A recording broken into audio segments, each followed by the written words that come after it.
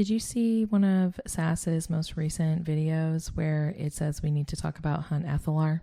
Are you just like goading me right now? Of course I've seen it. Did it break my heart? Yes. Am I going to pretend like it doesn't exist? Yes. Oh, so then I'm going to talk about it? I guess.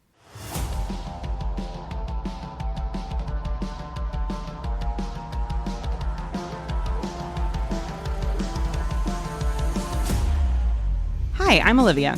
And I'm Kelly, and this is a Court of Theories podcast where we deep dive all things ACOTAR, Throne of Glass, and Crescent City.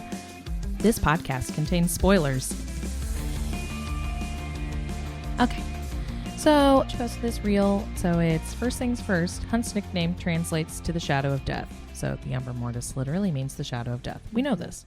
So during his assassination process, his inner monologue uses some pretty interesting wording. That he was nothing but a shadow. And so it says, please, the male had done horrible things, unspeakable things. He deserved this, deserved worse. Please, please, please, please, please. Hunt was nothing but a shadow, a wisp of life, an instrument of death. He was nothing and no one at all. Please, Hunt's finger curled on the trigger. And then Dorian, when he was infected by the Valg, it was ancient and cruel and paced in the shadows. Kaltain, when she was infected by the Valg, the dress was barely more than cobwebs and shadows. Irene running away from the Valg in the Torre Sesme library, glimpses of shadows and darkness stalking her, hunting her. Every passage has the word shadow in it, just in case you missed it. Okay. I know you're mad. Mm-hmm. Speaking of that assassination, this line is also very interesting. Please. It was always the same word, the only word people tended to say when the Umbra Mortis stood before them. Through the blood splattered, though... I would just like to point out that in House of Sky and Breath, the word shadow is said 125 times. So, I mean, if you want to link those 4 instances together, that's fine. But there's 121 other instances in just one book that you could also do it. So I'm willing to fight you. Are you disproving a point or proving a point? Disproving. Okay. Through the blood splattered on his helmet, Hunt regarded the male cougar shifter cowering before him. His clawed hands shook as he left them upraised. Please, the man sobbed. And so, speaking of that assassination, this line is also very interesting. Please. It was always the same word, the only word people tended to say when the Umbra Mortis stood before them. Isn't it interesting that Danica's last words were please, please? And how angry Hunt gets at that recording, demanding that it be turned off.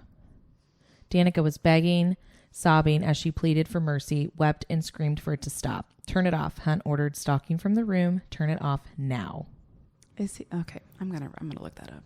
Isn't it also interesting that the first time we meet Hunt, we meet him through Isaiah's POV rather than his own? And then we get into Aelin describing the reek of the Valg in TOG. She scowled at the reek of the stairwell. Gods, it stunk. And isn't it strange that the reek in the stairwell of Bryce and Danica's apartment sounds a hell of a lot like a Valg? And then Aelin describing the reek of the Valg had been in her parents' bedroom the morning after they'd been murdered. Okay, about Hunt telling them to shut off the video thing. Victoria is reading Bryce's messages aloud. And Hunt says, "This isn't relevant. Pull in Victoria. We have our orders." That's Isaiah saying that. Hunt says, "Fuck the orders. That woman is about to break and not in a good way." So then that's when they start playing the thing. No, she's still reading them maybe. Bryce stares at the screen unblinkingly, her torn face sickeningly pale. And then Victoria's like, "Shall I play the footage?" You know, she kind of deserved that whole box in the bottom of the ocean thing. So then Hunt makes a comment that she's like breaking. And that's when he's like, "Turn it off now." Just saying. I mean, I'm just reading you what. All right. And then many have theorized that the reek of the Valg is the Kristallos demon in Crescent City. But isn't it so interesting that the next time we meet the demon again, there is absolutely no mention of this reek in chapter 46. The Kristallos slammed into Hunt with the force of an SUV. Bryce knew he only had enough time to either draw a weapon or shove her out of the way. And Hunt chose her. So anyways. So then why wouldn't Hunt stink? Oh, no, man. I'm just reading you. And then someone says, okay, so this is M. Louise 13 in the comments says, "Do me a favor, double check the descriptions of the Kristallos venom in CC1. Every single Cristallos victim has clear venom in their system, but when Hunt gets bitten, Bryce describes it as silvery slime. She says, I have suspicions as to why, but they are long. And then Sass is like, nah, sis, you got to tell us now. So we're reading this blind. I have no idea what this says. But, say the first part again. Okay. It says, do me a favor, double check the descriptions of the Cristallos venom in CC1. Every single Cristallos victim has clear venom in their system, but when Hunt gets bitten, Bryce describes it as silvery slime. I have suspicions as to why, but they are long. All right, and so it says, the victims with clear venom are Bryce, and the bodies Therian found dumped in the river. Is a Cristallos really going to dump a body in the river, by the way? One of the bodies Therian found, they deduced, was attacked on the same day Bryce and Hunt were. So I double-checked, and Hunt got a phone call to, quote, help Isaiah with another case that same day. But it was weird because the next paragraph, he was just back at the gallery. Page 427, if you want to see what I mean. It's literally, hey, I've got to go, to a few hours later, Hunt was back in the gallery. Seemed like such a random thing to include. So it just makes me sus that the only Cristallos attack we actually saw, we know had silver venom. Yes, Bryce thinks she fought a Cristallos in the alley that night, but she also said that people she passed in the street were having their faces twisted into something grotesque and primordial as a side effect of the drugs. So who's to really say what it was? And the behavior of the Cristallos was off too. Bryce hits it with a table leg and it shrieks and runs away. The one that attacks Hunt gets stabbed more than once and it just keeps coming. And when she asks Micah about the Cristallos the night he frowns at her, maybe because it wasn't a Cristallos. Oh, and when she's attacked later after losing her amulet, they make a point of saying she was only clawed, not bitten. Would have been easy enough for her to get a medwitch if she'd been bitten. Bitten. Well, she also been beaten. I think Sarah made sure she wasn't bitten because at this point she would have recognized the venom was different. The case with Hunt earlier was before the venom got removed from her leg, so she wouldn't have known yet. So I'm thinking the victims with clear venom, including Bryce, are actually victims of Hunt, not the Cristallos. And then someone says, I think that the reek is actually the summoning salts, and you smell it at the apartment because that was where the demon was summoned. I've also been wondering if the summoning salt is similar to a ground up word stone because it has the ability to open the rift and bring demons through, and is described as an obsidian salt, and it reeks when Bryce purchases it at the meat market. So I thought that was interesting, Adam. Bryce is like looking over. Well, this was the synth, though. They didn't realize it was the synth. Bryce held up the photos. These wounds aren't the same. The Cristallos wanted to get you at your heart, your organs, not turn you into a heap. Danica, the Pack of Devils, Tertian, the Acolyte, the Temple Guard, none of them had wounds like this, and none of them had this venom in their system. Hunt just blinked at her. Bryce's voice cracked. What if something else came through? What if the Cristallos was summoned to look for the horn, but something worse was also there that night? If you had the power to summon the Cristallos, why not summon multiple types of demons? And Hunt's like, I can't even think of a demon that demolishes the victims like that. We have talked about that, the possibility of Hunt being controlled by the Asteri, right? Because with him having the ability to, like, quote unquote, hunt these demons. He says if the Cristallos killed this dryad, killed these people whose bodies washed into the river through the sewers, then why summon two kinds of demons? The Cristallos is already lethal as hell, literally. Bryce threw up her hands. I have no idea, but if everything we know about Danica's death is wrong, then we need to figure out how she died. We need someone who can weigh in. Anyways, I just thought it was interesting that Bryce is like, what if something else came through? Mm-hmm. There's something else or someone else. I just really fucking don't want it to be Hunt. I don't want it to be Hunt either. I just find these theories like this and these point outs are fascinating. But like them saying that when it bites Hunt, it's silvery, but everyone else is clear. To me, that doesn't mean that Hunt was the one that did everyone else. To me, that's like, what is Hunt that venom, Jesus, that venom turned silver mixed with his body, but not anybody else's. Well, the thing is that we haven't actually. Is it the lightning? Well, from what they said is that we hadn't actually truly seen the Cristallos bite somebody besides Hunt. So like none of these other people That's the point, is that What Bryce color was it when it Bryce pulls was out not of Bryce's leg? I thought it was like, well, but it had wrapped around. It had been in there, and I don't know. but I don't know. I just think it's interesting. At this point, being this close, I mean, we're 25 days away as far as this recording goes, and by the time that this episode comes out, we're gonna be like less than 2 weeks away. So I mean, it's just they're just theories, huh? We got a whole show about them. What are you looking at that you're so intently? This says that the blood of the Crystallos was clear. The severed head tumbled away. Hunt moved again, and the head split in half, then quarters. Another plunge into the hateful heart was skewered, too. Clear blood leaked everywhere, like a spilled vial of serum. Ew, I don't like that. It says serum, not semen. I know, but I know that's what you were thinking. I just don't like it. Shoulder was gushing blood, so was his forearm. Blood and some sort of silvery slime. She knew the burn of that slime like living fire. What? Nothing. I was just letting you wrap up your intense hunt.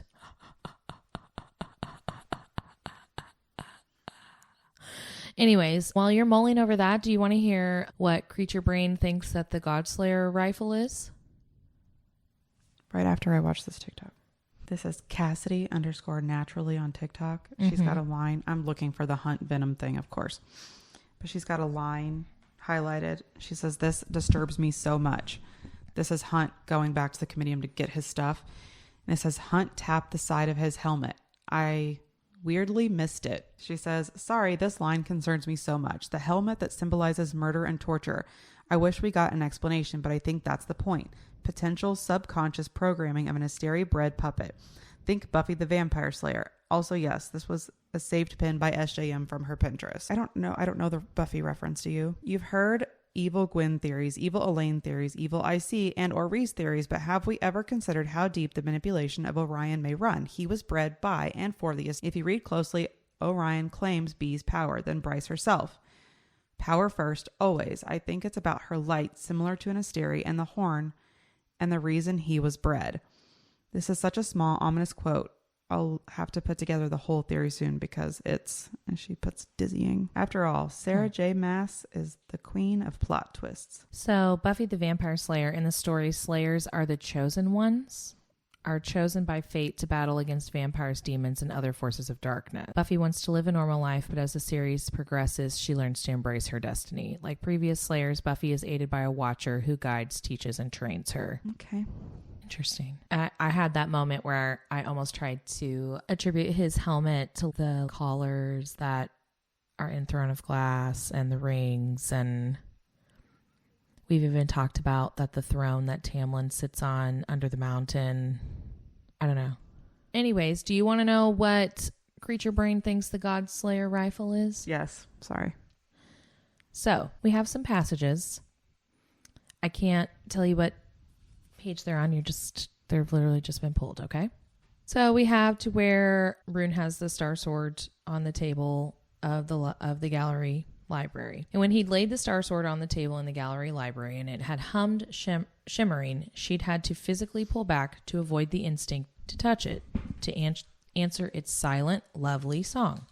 And then we have, she was almost to the wooden desk when the first lights flicked on. A rack of them illuminated the dismantled gun hanging on the wall behind the desk. The Godslayer rifle gleaming as fresh as it had the day it had been forged. She could have sworn a faint whine radiated from the gold and steel.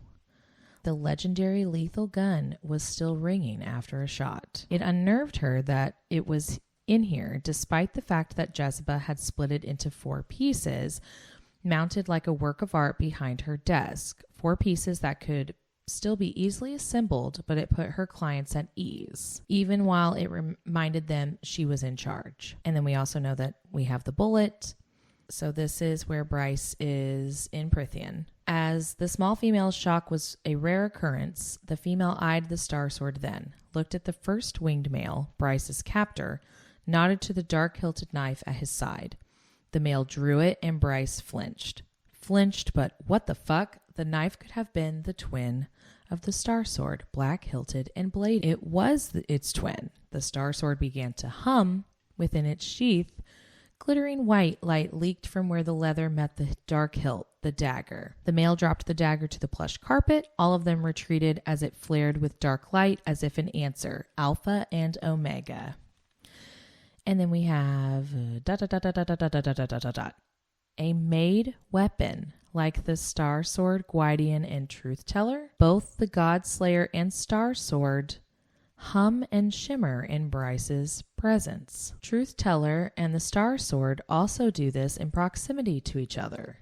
And then they have, so what if Narbin, the missing sword from Akatar, that is capable of killing godlike monsters, was brought to Midgard, melted down, and forged into Jezebel's mysterious rifle.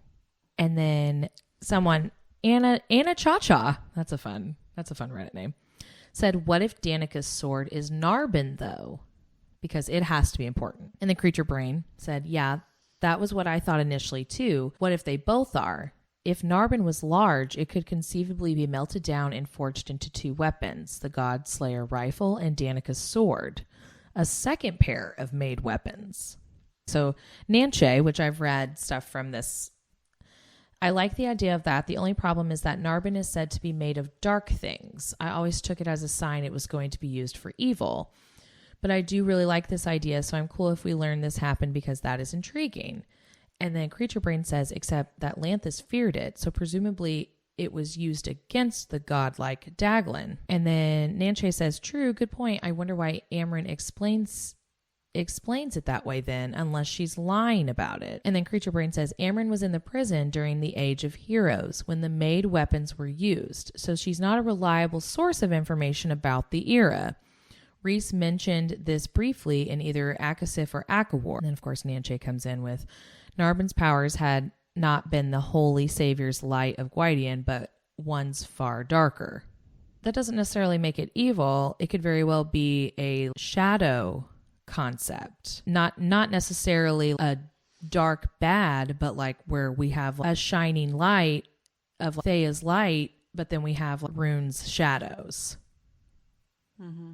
So maybe it's more of something like that we don't know what it is then. So then it's something darker. Well, so are shadows. You know what I mean? Night Court, shadows. Oh, and then she said, sorry, I misquoted. It was actually Cassian who provided this info. I just think it's interesting. I agree. The rifle had to be more than just a dismantled rifle behind her. Which I'm agreeing with you. I'm following this up because we've talked about points of this. I don't know if we've talked about each of these or not in subsequent order where I put all of them together in one thing. This is, of course, Imiego. Of course it is. But it's a year ago, and it says, could Jessica Roga be Queen Thea's unnamed daughter? I feel like we've talked about this. Yeah. Here's a lot of cool evidence right it. In a row. Okay. And there's one piece of it that I had not considered, and I'm just like, duh. And now I'm like, fuck, she is her queen or unnamed daughter. Here we go. We know that she is super, super old. Jessica would be real pissed if she saw that. Yeah, we didn't say that. Don't come for us, Jessica. She has spent the entirety of her life protecting the very books that the Asteri want to destroy, those that hold the truth about Thea and what the world was prior to the Asteri. She has also watched over and protected Bryce, Thea's descendant. When she saw Bryce's starborn light, she looked like she'd seen a ghost. All things we've said. Yep. We know that Jessica is not her real name. The Bone Carver said that a long time ago, a female warrior trapped him and his siblings, mentioning that everyone has since forgotten her name. The symbol that the Bone Carver drew into the sand when explaining the story was the same symbol seen on the amulet that Jessica gives Bryce, the 3 interlocking circles. She speaks to Adis as if they know each other. If the theories are correct, Adis is her father, which is why Helena is said to have inherited both the starborn powers and the shadow powers of Adis. Helena, the other daughter. Yes. The named daughter. But Adis is technically a demon, or what they refer to in TOG as Volg, who are also demons. This is the part that I'm like, no shit. I don't know why I didn't put this together. We know that when we mix demons and Volg and Fae, you get a witch. Thea and Adis' children, Jessica, may be witches. We have fucking known that this entire motherfucking time. Why have we never put that together? Because we have literally, like, I'm pointing up to Queen of Shadows. We've literally talked about it. We have a whole episode, like, about witches and Manon and how Mama Archeron could have been a witch. And, like, we talked about... We are so stupid. So stupid. Thanks, Emily. I mean, that would make sense why she would defect. Not draw attention to herself. The Underking knows her by a different name, but they doesn't say what it is. Well, and that's why she's not, like, shitty to Hypaxia. As far as, like, the witches themselves go. Mm-hmm. It's not like there was, like, quote unquote bad blood between the actual witches. She just did it herself. Mm-hmm. So that's what this Jessica says. If either theory, she also said it. Crack theory, if she was Thea, which I wouldn't go that far. I don't believe that far, but she says in crack theory, you could even go one step further. We know that the historical accuracy of the stories around Thea is dubious at best. What if Jessica is Thea and the Aedis is spinning lies about her death to protect her? I mean, she seems to be everywhere with knowledge of everything. The Asteri know this and they do not come for her. Why? Which, true. But then this Jessica says, if either theory is correct, it's interesting that she had the Godslayer rifle, which that's why I found this. Yeah, the Godslayer rifle is going to show back up. It's going to play. You know, she snatched that bitch when she was like, okay, well, library's closed. Bye. You know, she fucking snatched that up. Bauer AB, she's right there with us. I completely overlooked how witches are created. That fact alone sealed the deal for me on this theory. My mouth dropped. Same, sister. Same. I mean, my God. Do you know how many times we have made that reference? I'm amazed by our stupidity sometimes. It's like whenever you put the whole puzzle together and then you're like, where the fuck is that missing piece? Are you fucking kidding me? We're so good at our job. To be fair, we are not getting paid, so it's okay if we're not the best at our job. Is it okay that we're not the best? No, not really. No, it's not. We don't strive for mediocrity. Ooh, this person and _that says, too long didn't read. I think Jessica is one of Queen Thea's daughters, entrusted with the library of Parthos at the end of the First Wars and resurrected by Hypaxia's family in a new body. That would bring a little something to the necromancy bit. It really would. Yeah, she also possessed 3 of the supposed 5 Archesian amulets that existed. Say that to me again. Jessica has or had at least 3 of the Archesian amulets. I'm pretty sure Bryce says only 5 of them existed. Yeah. And then Bryce got one melted. And then she took the last one to put back on. That was in Jezebel's possession. At the end of Micah's little speech that he's giving, he's talking about Parthos or whatever. How the human army made its final stand against the Vanir to save proof of what they were before the rifts opened, to save the books. 100,000 humans marched that day knowing they would die and lose the war. Micah's smile grew, all to buy the priestess's time to grab the most vital volumes. They loaded them onto ships and vanished. I am curious to learn how they landed with Jessica Roga. So that's actually really fucking funny that you just said that. So I've seen where Yaz has said that she thinks that she could be Priestess Oleana. That, but then I was also reading through some more of the comments under the like Godslayer thing, which and the like amulets were worn by the priestesses, so. Right? And so Amarantha, throwing the sword into the sea and like throwing Narbon into the sea because it wouldn't like basically bend to her, and then this off Tori Vendel on Tumblr. So this was linked in some of the Reddit comments, and it said, could there be a rift or the remnants of one in the Haldron Sea? Okay. Is it permanently closed or only dormant? Where could it possibly lead? Disclaimer, this is just a parallel I noticed, which could obviously be very wrong. Thanks always to @WingedBlooms for listening when I send her random quotes and name definitions. So a while ago, I was talking with @WingedBlooms and Silverlined Eyes, which I actually think that we have read some Tumblr stuff from them before too. And the possibility that the gates or rifts between SJM's worlds could be closed or, quote, off the hook, to use an outdated term, due to depleted power source, possibly because the 3 Death God siblings were placed into strategic locations around Prythian in order to drain the land of the power required to activate them. I keep going back to Stargate. I know, not sorry, but it really does remind me of the ZPM crystals that were required to establish the long-distance wormholes between the different galaxy. I don't know anything about Stargate, so I'm sorry. But, I mean, I understand, like, wormholes to different galaxies and whatever. It's like space-time continuum sci-fi crystals, shit. And they've got those calm crystals. Right. Bryce has one in her pocket. If they were drained, then the gates or whatever else they were powering, like wards, couldn't function. Hosab, Chapter 5. He was accustomed to cold, had explored as deep as the mare's gift would allow without his skull cracking like an egg. But this northern stretch of the Haldron Sea was different. It sucked the life from one's bones, its grayness creeping into the soul, though swimming would be a hell of a lot less nauseating. And then in Akamath, Chapter 57, light and dark and gray and light and dark and gray. So I guess they're describing, like, I would assume that other one was a quote of Inside the Cauldron, maybe. It says, I messaged at Wing Bloom about this a little while back, but I've been wondering if the Haldron Sea, which was referred to as gray and leeching, sucking life from Therian's bones, etc., was where a rift could have been. Though whether that rift, if it does exist, would have connected to Prythian or Aurelia, or even somewhere else, is the question.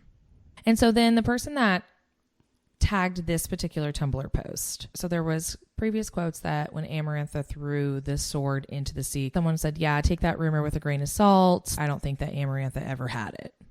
And then Pants the Terrible said, or she did, and there was a portal in the sea, or Jezebel was in Prythian at the time and retrieved it.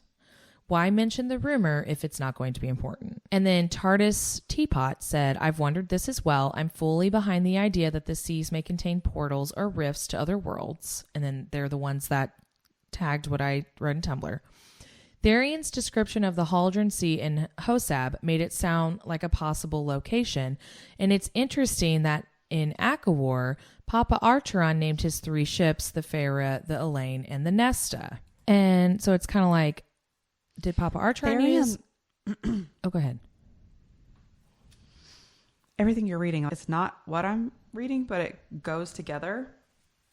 Like me and you. Give it to me, baby. Do you want me to start? Do you have a lot more to say? Well, so it's just like... I can give you the Therian quote and then shut up. Well, and then also Cassian conveniently bought a special book for Nesta and then throws it into the sea. And it also must be important. And I think it ended up in Midgard. Okay. Here we go. Okay. And that's that on Reddit still, the enigma that is just Baroga. I read the TLDR, but now we're going to read a little bit more because it's pretty good. Okay. So this is the section about Jezebel and the Great Library of Parthos, as we learned from Micah. I just read that part. Yep. But the books are not the only thing that Jezebel has from Parthos. She also has the Archesian amulets. We got that. Yep. The human army's last stand at Parthos. Now, this is referring to the beginning of Sky and Breath. Okay. So in Earth and Blood, Micah confirms that Parthos was indeed real, because Bryce initially kind of says that some people don't think it was real or that it was whatever. Yeah. And we learn more about Parthos in Hosab. When Regelius Adis comes to Bryce's apartment, he prompts Therian to share what he knows about Parthos. Therian said, ancient humans and their gods dwelled here. I've heard the ruins of their civilization are deep beneath the sea. When Apollyon visits Bryce, he appears in what is described as what remains of Parthos in the dream world. Pay attention to that description. She stood on a vast, dusty plain before an azure, cloudless sky. Distant, dry mountains studded the horizon, but she was surrounded only by rock and sand and emptiness. Now she says, I'm almost certain that Bryce and Apollyon are standing underwater, but because it is a dream world, she doesn't realize that. And I also found the description of Parthos, where, remember, the humans made their final stand in a battle against the Vanir, to be reminiscent of the description of the First War's battle depicted in the frieze at the CC Ballet. What? Ember stepped up to the depiction of an army of winged demons swooping down from the skies upon a terrestrial army gathered on the plain below. Remember what Micah says?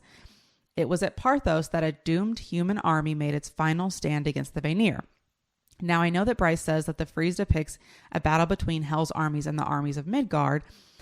This one's about Hell's armies arriving to conquer Midgard during the First Wars. Bryce finished, trying to keep her voice bland. She also later reads an inscription Thus the 7 princes of hell looked in envy upon Midgard and unleashed their unholy hordes upon our united armies. This inscription makes me believe the battle depicted is actually the Battle of Parthos. As we're repeatedly reminded, the Asteri have manipulated history throughout their time on Midgard, and we know that they envy was not the reason Hel was fighting the Asteri. You might be thinking, wait, but Bryce says the frieze depicts demons, not Vanir. How do you explain that? Well, I can't, at least not definitively. What I can say is that the Asteri are known to be involved in breeding, have adamantly bred their own armies, and are suspected of having bred the Illyrians. So maybe this demon army was actually a winged army bred by the Asteri. So Parthos and its allies. So why does the frieze matter? Bryce explains that it's an architectural feature common to ancient buildings that can depict stories in a sequence of discrete panels. There's another panel at the CC Ballet that depicts a Fey warrior that looks an awful lot like Hunt. Randall's got that. Mm-hmm. He's got that on lock. On it, a powerful Fey male stood poised above an anvil, hammer raised skyward in one fist, lightning cracking from the skies, filling the hammer and flowing down towards the object of the hammer's intended blow, a sword. If you've read my other posts, you know that I think the Fey warrior might be Fionn or Peleus, and it almost certainly Hunt's father. And remember, Jessica knows Hunt's father. Mm-hmm. Adis said at last, I think Athalar's father would have been proud. Sentimental of you. Adis shrugged as best his feline body would allow. Feel free to disagree, of course, he said, leaping off the bench. You knew the male best. His whiskers twitched as he angled his head. What of the library? It is very interesting that Adis transitions from Hunt's father immediately to the library, almost like the two have some connection. Right. So let's assume that the humans, Hel, and some Fae, Thea's contingent, were all allied against the Asteri in their first wars. If the humans knew that their army was doomed and they needed to protect the books, it made sense that they would give the books to their allies for safekeeping. Mm-hmm. Of course, Jessica is not Thea. Adis laments Thea's death to Jessica in the final chapter, and Jessica refers to Thea in the third person. But could Jessica be one of Thea's daughters? I also like the idea of Jessica being Helena because she suggests that Adis royalty screwed them over. I think she means that Adis royally screwed them over. Yes. When he asked Apollyon to kill Peleus. Jessica didn't speak again until the 5th Prince of Hell had stalked a few feet away. Don't fuck us over this time, Adis. If Jessica was Helena, I wonder if there was some plan with Peleus that required Thea to die, but for some reason they didn't tell Adis about it. Helena, as Thea's daughter and Peleus' wife, would presumably be aware of the plan. I'm a little confused about that part. Read that again. Say that to me again. just that last little bit. If Jessica was Helena, I wonder if there was some plan with Peleus that required Thea to die, but for some reason they didn't tell Adis about it. Helena, as Thea's daughter and Peleus' wife, would presumably be aware of the plan. Basically, like, so they didn't Prince tell Peleus him. was the one that, like... He killed her, right? Peleus killed Thea. Yeah. And maybe not telling him so he wouldn't be able to stop the plan from moving forward. Adis? Yeah. Okay. Because he loved her. Yeah. And so otherwise he would not have wanted her to die, and he would have intervened. And so they didn't tell him the plan, so he wouldn't intervene. Her saying, like, don't fuck us over this time. So what would he have done? Like, he turned them over in a fit of rage or something? Maybe. I don't know. God. We need this third book right now, not in 25 days. This last section is called Necromancy for the Win. The two big problems with the theory that Jessica is either Helena or the unnamed daughters are that, one, Faye don't live that long, and two, she doesn't have Faye features and definitely doesn't have black hair like Helena. But what if she is one of the daughters in a witch's body, which we think she could be a witch. Yeah. In the Therian bonus chapter, we learn that Hypaxia's family has the power to raise the dead even without a body. Therian asks Hypaxia, what happens when the dead come back? Are they the same? And Hypaxia responds, no. If their body has been destroyed, they require a new one, which is disorienting to say the least.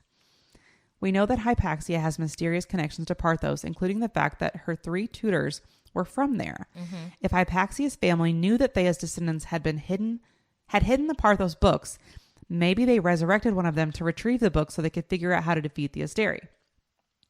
This also explains why Jessica was a witch before she defected. If the indoors needed a body, they probably used a witch's body. Jessica could then just assume that witch's identity, whether her defection to Hofast was part of the plan or a curveball. Hard to say. I just think she could be the unnamed daughter and a witch naturally by being the product of a fae and a demon. Oh, yeah. Period. Jessica Roga, antiquities dealer. She has had a few death marks. She must know you. She knows everyone. The Underking's eyes glowed. I do not know her by that name, but yes, I know her. Yeah, that His part. gaze drifted behind her to Hypaxia at last. Like he didn't notice that she was even there? Or like he's saying that they're connected, Jessica and Hypaxia. Which wouldn't that also mean that she So connected like to Lydia? I'm talking to you and he's like, yeah, I know her, but not by that name. And then he looks away and looks at Hypaxia. Like it's kind of like they know something she doesn't know. Hypaxia and the Underking, right? Yeah. Yeah. Maybe with her necromancy powers. Yeah. And maybe not necessarily that Hypaxia had anything to do with it, but her teachers in Parthos did, or it was written as such. And it just kills me that Hypaxia doesn't even know what Celestina did, that stupid bitch. I know. That just all came back to me. You know that we're going to die whenever we read this, right? We're going to die a little bit on the outside and a lot on the inside, you know? Mm-hmm. We're not going to sleep for days.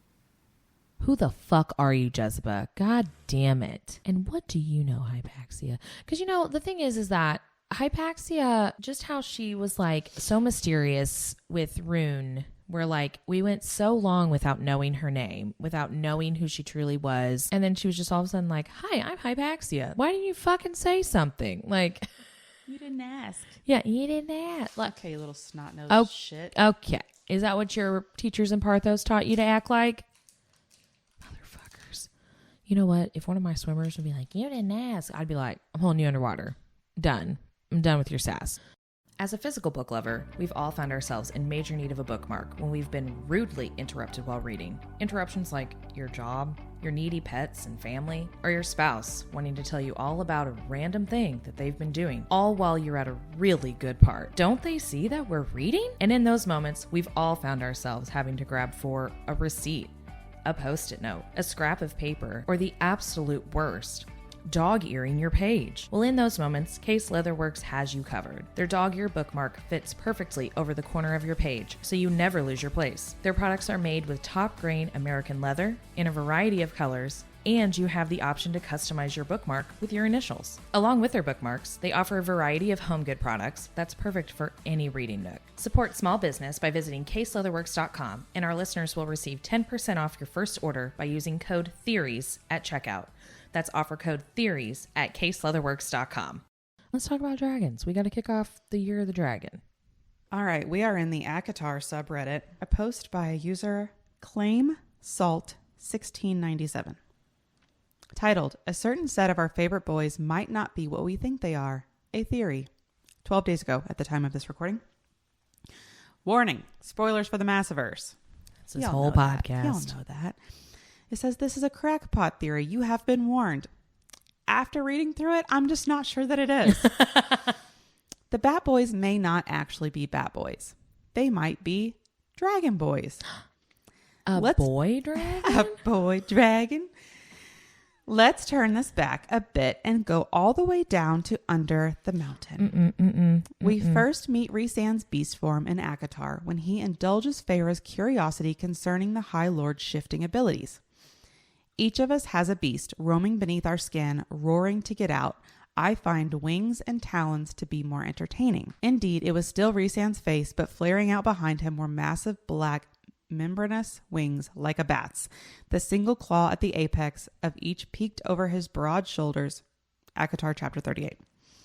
The second time we see this is in Akamath during Rhys's nightmare scene. His hands, however, still ended in long black talons, and his feet, they ended in claws too. Weird. That's also chapter 38, but that's in Akamath. The first passage was chapter 38 in ACOTAR. Okay, weird. Finally, we get the full reveal in ACOWAR. The talons came first, then dark scales or perhaps feathers covered his legs, his arms, his chest. It was a thing of nightmares, nothing human or fey in it. The face, it was those creatures that had been carved into the rock of the court of nightmares. Mm-hmm. Now, maybe this is because the cover of Akamath looks like a raven, but I'd always assumed Rhys's beast form to be very bird-like. This is neither here nor there. I can also point out that the bird on the cover of Akamath is holding a ring, and this book literally starts and ends with a wedding. Also, that's when Rhys makes Feyre go retrieve her ring. Right. Maybe Feyre's the bird. No, if you're a bird, I'm a bird. Yeah. Yep. Basically, I pictured a more threatening version of Howl. However, it has come to my attention that I may have been misled, because what else does Feyre say those feathers could be? Scales. Then dark scales, or perhaps feathers, I couldn't get a good look at them, covered his legs, his arms, his chest. What else is frequently, nay, constantly described as being very scale-like? Illyrian fighting leathers, baby. Powerful, muscled bodies covered in plated, dark leather that reminded me of the worn scales of some serpentine beast. Akamath, chapter 16. The dark pants were tight, the scale-like plates of leather worn and scarred. Akamath, 17. Cassian still wore his leathers, the overlapping scale of them full of shadows that made him look like a great writhing beast. Akasif, chapter 22. Why is Cassian full of shadows? It's just that line of him looking like a great writhing beast. That literally is something that would be used in other fantasy worlds and novels to describe a dragon. It is fair to mention, as a callback to the bird on the cover of Akamath, there's also this imagery. Rhys, Azriel, and Cassian wore black helmets whose cheek guards had been fashioned and swept upward like ravens' wings, albeit razor-sharp ravens' wings that jutted up to either side of the helmet right above the ear. Aka War, chapter 56. This is what I found when I was looking for the Valkyrie thing. Yeah. Although, who's to say they aren't supposed to be sweeping dragon horns instead? Mm-hmm. Here's where things get interesting. More than one character over multiple books mentions the serpentine, scaly beast carved into the stone of the hewn city. The very same carvings Feyre compared Rhys's full beast form to. Great scaled black beasts were carved into these gates, all coiled together in a nest of claws and fangs. The beast seemed to writhe. Akamath, chapter 42.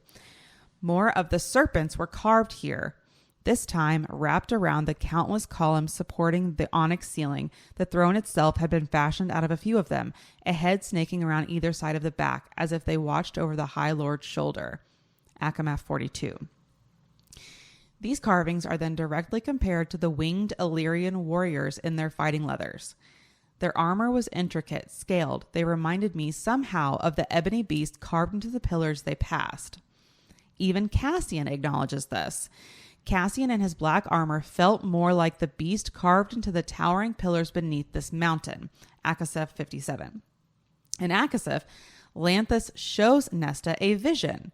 Enormous onyx beast, scaled like those she'd seen on the hewn city pillars, lay at the foot of the dais. Akasif 54. And afterwards, Rhys bust out some history. Daglan possessed mighty, monstrous beast, hounds, they called them, though they didn't look like the hounds we know. The hounds looked like the scaled beast carved into the hewn city's pillars. Now, where else in the Massiverse have we heard the term hounds, and specifically stone hounds? Even more specifically, hounds that don't look like hounds but are actually more serpentine in nature. Queen of Shadows. Oh, Queen of Shadows. I didn't want to steal your thunder. It's all good. It's all good. Where is the oh, I see it in the back. Okay. I was expecting it to be darker. Nope. It's subtle. I see the wyvern. Okay. Also, did you see it at the very bottom, right underneath A Throne of Glass novel, the red eyes? Mm-hmm. Scary. This is from Queen of Shadows, chapter 27. The creature rose, its black stone body cutting through the water, uncoiled to its full height. Word hound, that's what she would call it, even if it didn't look remotely like a dog. Serpents, scales, wings, plated armor, coiling bodies, writhing beasts. These are dragon descriptions, people. But perhaps not just any dragons. Perhaps they're wyverns. I know some people say wyverns. I'm sorry. I love wyverns. I love wyverns. It's the way it is. This gets a little dicey because wyverns exist in Throne of Glass. If the word hound was a wyvern, why wouldn't Aelin call it that? I would argue that the hounds were dragons with 4 legs and not actual wyverns. Let's veer off the TOG train and go back to our Bat Boys for a minute. Bat Boy wings, to be specific. Fun fact, only 4 characters throughout the entire series, bless ebook search functions, refer to the Bat Boys via bat references. Feyre oft-used sayings are bat-like or like a bat's. Nesta used the term to lash out at Cassian. Why should I be scared of an oversized bat who likes to throw temper tantrums? In ACOWAR Chapter 19. Keir, Mor's father, throws it out there. Are the overgrown bats not up to snuff anymore? ACOWAR 25. Baron, Lucian's father, also spits it out. Call off your overgrown bat. Baron ordered Rhys, ACOWAR 46. It's almost like calling them bats is insulting. Anatomically, our bat boys simply don't have bat wings. Bat wings connect down the entire bat body.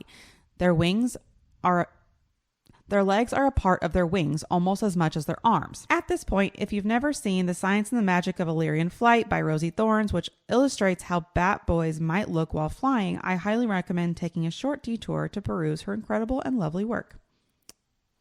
Let's peruse. Perusing. She's like an illustrator. Rosie Thorns 88. The Science and Magic of Illyrian Flight. Join me as we discover the magic of science and science of magic in the Illyrian world of Sarah J. Maas. Disclaimer, I am not a professional in human or bat anatomy. This is just an interpretation of Illyrian flight science after a few curious hours of watching slow-mo flying bat videos and a powerful weekend-stealing spark of passion. All right, I'm not going to read all of this to you. So she was hyperfixated. That's what happened.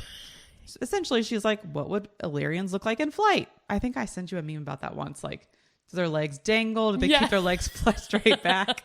Just very funny.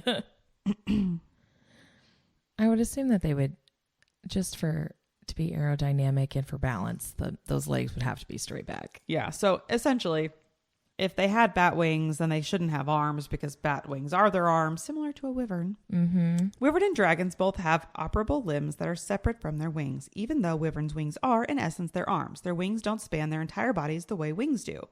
They operate independently, the way Illyrian wings operate independently. Do you know where wyverns' dragons have a prominent and rich mythological history? None other than the lands that look exactly like Prythian. Mm-hmm. If you're still new to the mortal lands, if you will. There you go.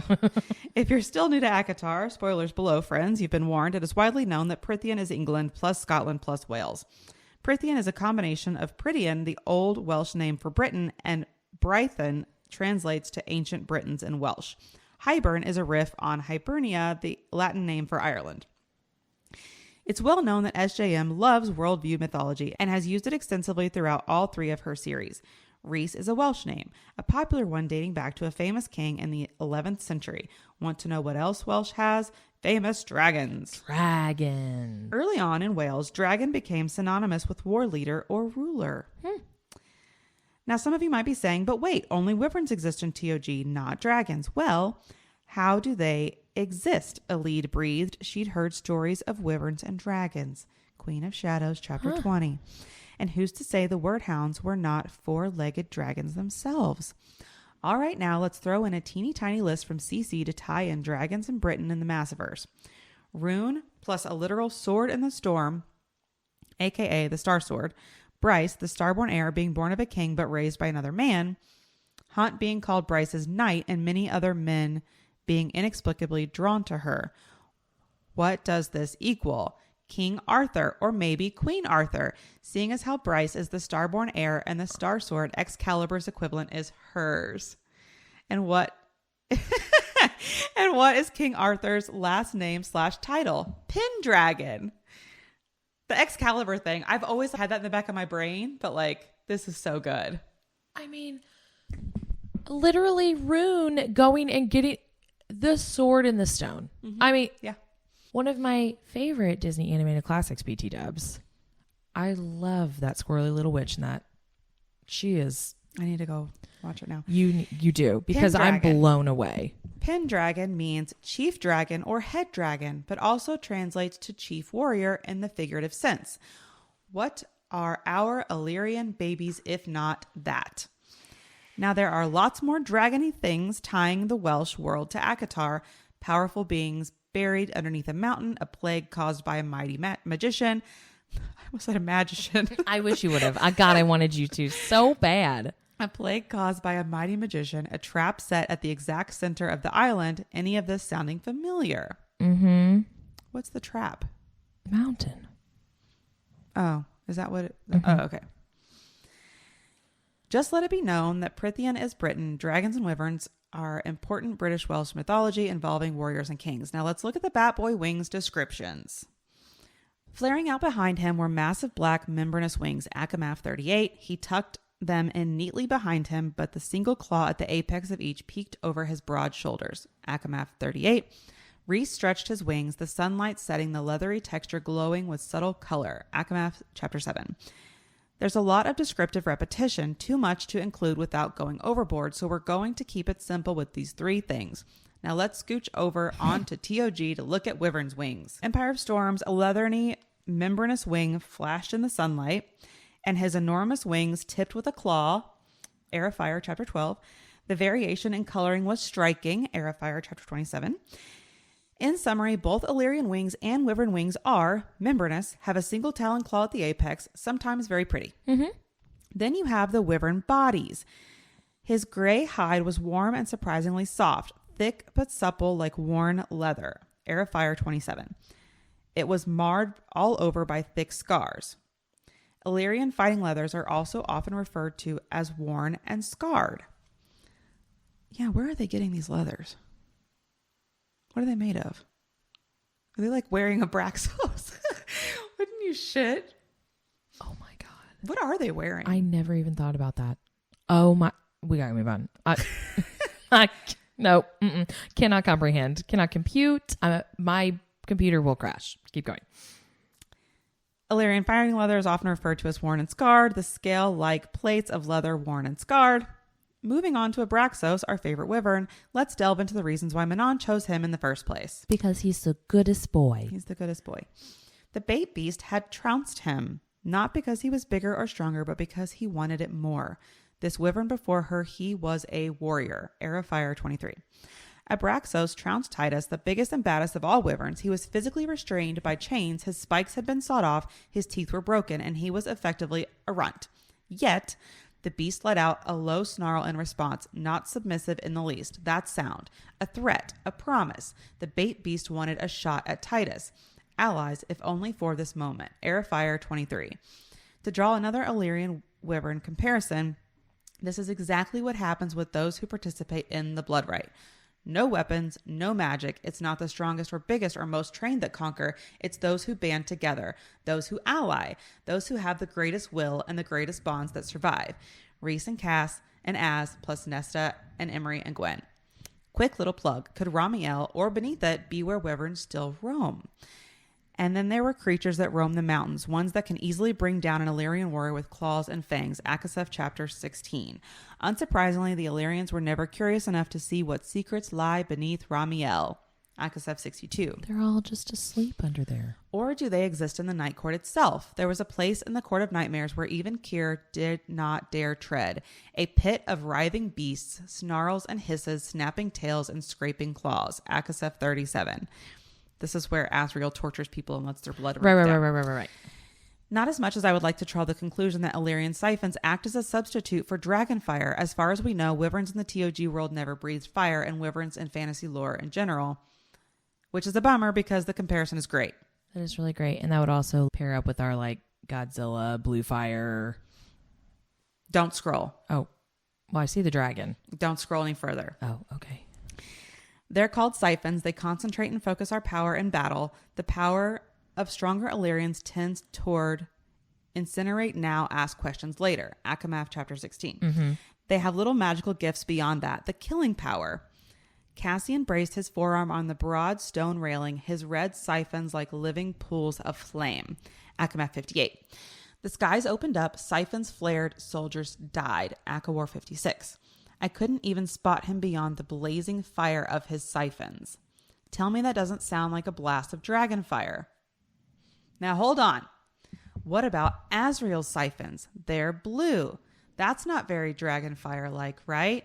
Well, blue is the hottest fire. All hail our favorite fire-breathing bitch queen, the heir of fire and ash. Our queen not only sports blue fire, but she also imbued a certain red jeweled weapon with her fire power. A ruby the size of a chicken egg was embedded in the hilt. Heir of Fire 35. Fire glowed in the heart of the stone. Kingdom of Ash 50.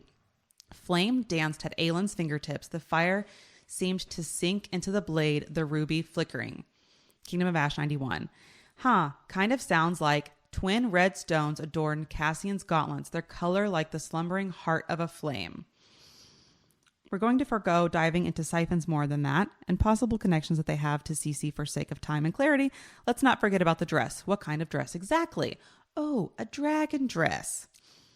A very serpenty dragon dress, dare I say, even wyverny. The gold embroidery... Your face. It's all right there. The gold embroidery continued from the shoulder, sweeping to form a serpentine dragon.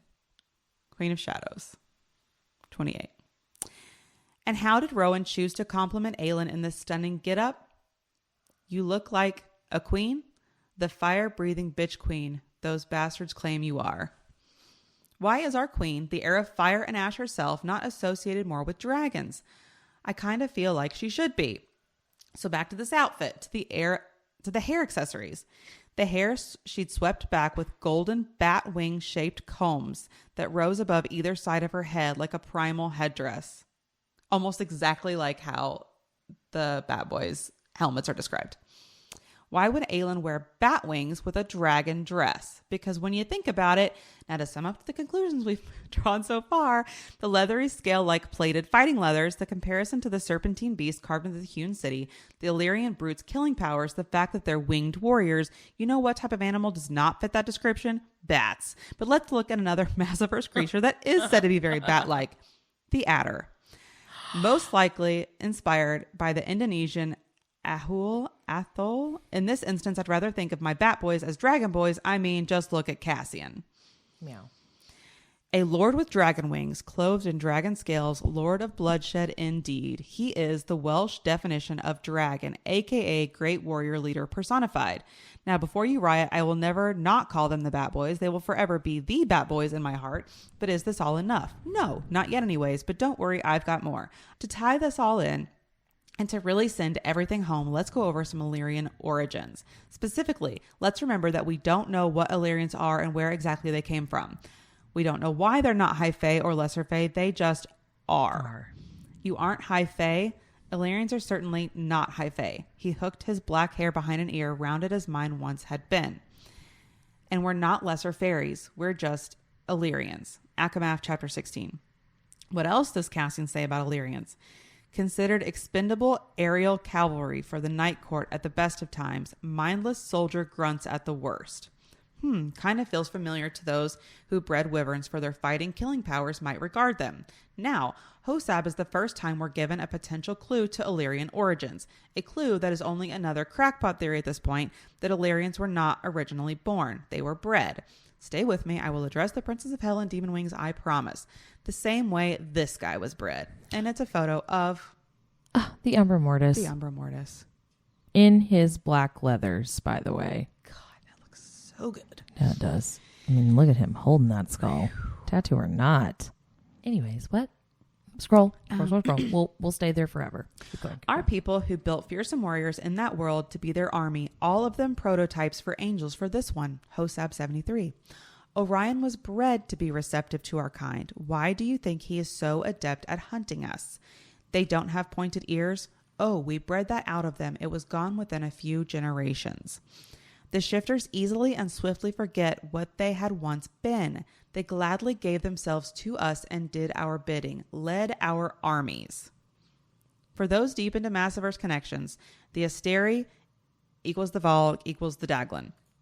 If we're assuming all three are the same, and that there's the possibility of a past, present, future within the Massiverse, then we've been given tidbits that this breeding and experimentation has been going on for some time and is still going on. How do they exist? The king made them, I don't know. From Queen of Shadows. What's that? Lethal assassins bred by the Prince of the Pit. He keeps them as pets. Hosab 52. Wyverns themselves were said to have been bred. The smaller ones had been bred to be totally black against the night sky. We had a report that something strange was being bred there. It's important to note that shape-shifting and breeding could be two entirely different things. After all, in TOG, all Fae have an animal form. I would not make the claim that these Fae were bred. Rather, I am suggesting that through breeding, certain forms have become hereditary. To insinuate that Illyrians might have been bred and could have in turn passed down to a High Lord of the Night Court through his Illyrian blood, let's look at how another High Lord might have been bred through the blood of a different people. Now, this goes into past, present, future, Massiverse theories. It's maddening to only make guesses at how they might connect. May I present one of the most criminally underrated couples in the SJM universe? First off, Sartak looks Illyrian, no, but that's neither here nor there. Please, I can't ponder any more connections or my brain is going to break. They really are. They honestly deserved their own novella. I'm going to be honest with you right now. Sartak is the commander of the Rukin, the northern aerial cavalry of the Kagan. What do the Rukin ride? Rooks. Isn't that how they say that? I always say Rux, but... Is it Rux or is it Rooks? I feel like it would be a short U based on this spelling. I agree, but... I didn't listen to the audiobook, so I don't know. I always pronounced it Rux. I have the audiobooks, but I don't have time to look at that right now. And what are they, pray tell? Griffins. Enormous birds, eagle in shape, the perfect mounts for the legendary archers who flew them into battle. Rooks are described as having, let's just combine the sounds, as having golden feathers. Each of their golden feathers shone like burnished metal, and her gold eyes had sized Nezrin up immediately. Huh, that's a lot like... That's Helion. Dun, dun, dun, dun, Helion. Not the sharp-tongued, brutal Helion who watched my sister and me like an eagle. A great golden eagle. What did I say? Ingle. Mm-hmm. A great golden eagle.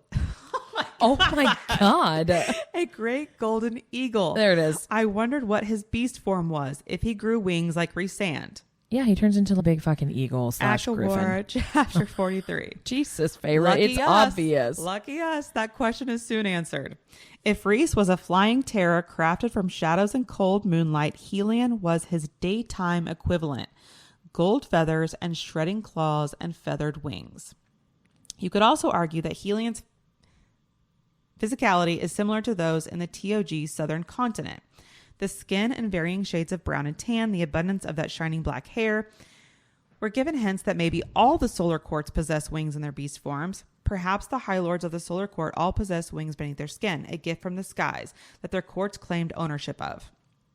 Or were the high lords' ancestors bred from creatures that claimed the skies long before they ruled Prythian themselves?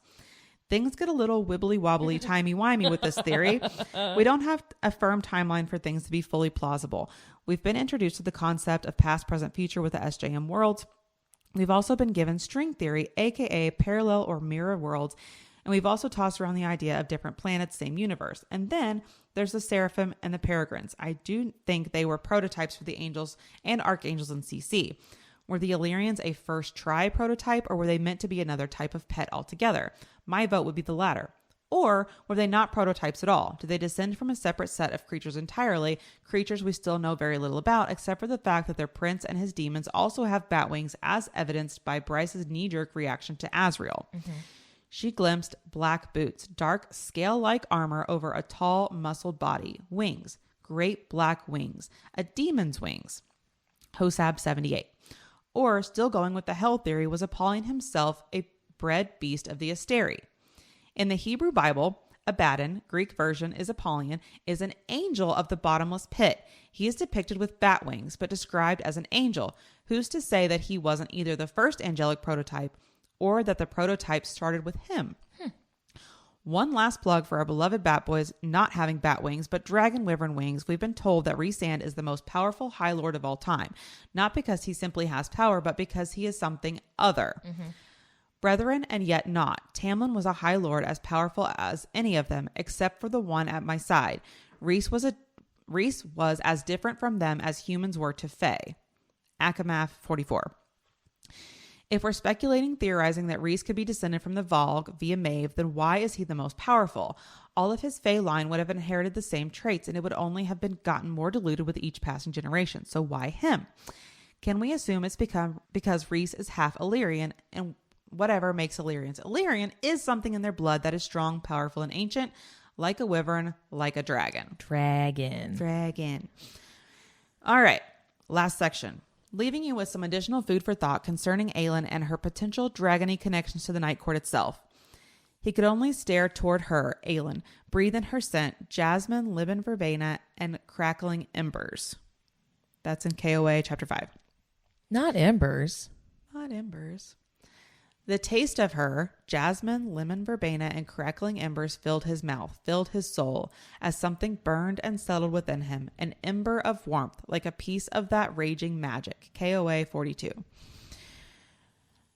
Realized that the flame she would unleash would be so cold it burned. Realized it was the cold of the stars, not wildfire, but moonfire. Which is not unlike Nesta's silver flames.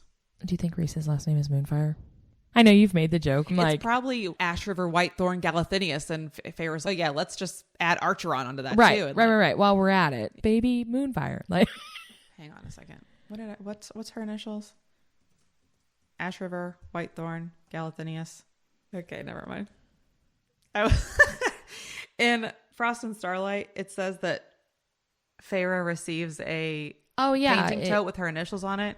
So I was like, if that was all of their initials, it would be FAWGA, but it doesn't spell anything. It doesn't spell anything. That was a good try, though. I was trying. You know what?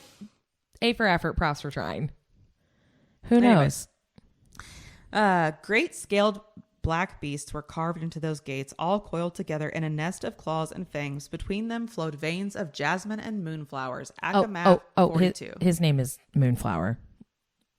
Rhys and Moonflower. I still think it could be Moonbeam, but I don't that's Fenris's. That's Fenris's. No, I'm just literally, it could be Amber. I don't know. They breathed in the salt. It had to be something goofy because Feyre's making fun of him. Feyre teases him about it. I know. We've talked about that. I know. So it's got to be something goofy. Okay. They breathed in the salt and lemon verbena breeze that even winter couldn't chase away. Akamath 15. I smelled jasmine first, then saw stars, a sea of stars flickering beyond glowing pillars of moonstone that wrapped the sweeping view of endless snow-capped mountains. Welcome to the Night Court. Akamath chapter 5. So this whole time I've been thinking about how they were describing the serpentine carvings on the pillars. And I don't know what episode it was in that I talked about kind of the breakdown of how there aren't technically any dragons in ACOTAR, but that the worm is actually a type of dragon. So what is the name of a dragon that has no wings? And it's a lindworm, a dragon with 2 front legs and no wings. So a wyvern is 2 legs, winged arms. Okay. A dragon is 2 arms, 2 legs, separate wings. A drake is 2 arms, 2 legs, no wings, which fire drakes were mentioned in ACOTAR. Amryn. A lung dragon has 2 arms, 2 legs, and then a very long body, but it has no wings. A lindworm is the serpentine body with 2 front legs. So its back end is it. So it, to me, it looks more like a sea creature. Okay. And then a worm has no arms, no legs, no wings. They're describing worms, but they could also be describing like the lindworms, because then that would give the claws. It, because then it would almost be climbing up the pillars and you would still see it, and it would be serpentine and scaled, but it would still have the claws. So, I mean, it's basically in between. It's a worm with the legs, and if we've got the wyvern, so then you lost the wings, kept the front legs, lost the back legs. So it's in between the worm and the wyvern. I'm going to send you this picture that I'm looking at. It's a little drawing, but it gives you TOG, we have wyverns. CC, we have dragons. Dragons. And Akatar, we have the worm, which is in the dragon family. The lindworm, it would be able to like claw you up, but it doesn't have the back legs. But I mean, it's no different than like how a snake would walk. Or put them as a sea creature as well. Just kind of that if there's been rifts in the sea. You said that earlier and I was like, what do you think is the deal with Bryce saying that it's been raining in Midgard like more than ever before? Well, because there's going to be a great flood with the Midgard snake, which is a worm, and I stand by that. Or it could be this lindworm. I don't know. And then also you have the amphitheater, I think is amphitheater, which is the like basically the back half is the worm and then the front half is a wyvern. So it has the wyvern arms with the wings, but no back legs. But with it being described in the Court of Nightmares, the things that are in the pits, those are more than likely drakes, just based off of their description. I think I'm going to have my heart broken. Are you reading more mythology? Mm-mm. It's worse. I'm reading the comments on this article, on this post. It's fantastic. Okay.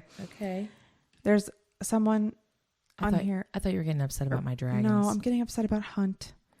It's Nanchay, Nanchey. She's like, I love this.